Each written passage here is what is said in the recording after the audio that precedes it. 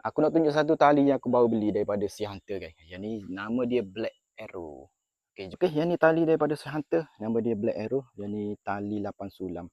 Lepas tu yang aku ambil ni 20 LB. Lepas tu ni dia punya diameter kan 0.20 mm.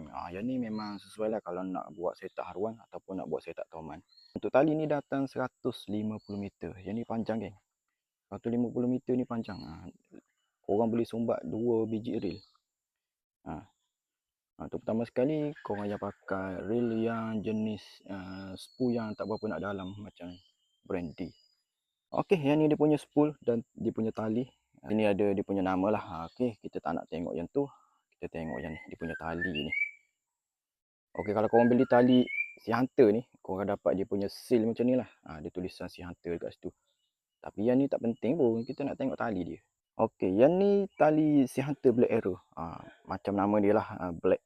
Warna black. Yang datang tali ni datang dengan warna hitam macam ni.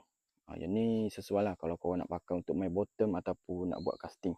Sebab dia punya material ni geng, lembut dan halus. Lepas tu dia punya coating tebal. Korang nampak sendiri. Dia punya coating tu berkilat-kilat tu. Bila aku buat macam ni, rasa dia punya coating tu. Aku cukup suka tali yang lembut macam ni. Sebab senang nak longkas dan bila korang pakai kat BC, kena backlash, kena bihun. Korang senang nak lepaskan dia punya backlash tu. Okey. Kalau korang cari tali yang sedap longkas, kau boleh dapatkan ni. Tali Si Hunter Black Arrow. Yang ni 8 sulam Okey, kalau korang nak dapatkan tali Si Hunter Black Arrow ni, aku sediakan ambil link dekat bawah.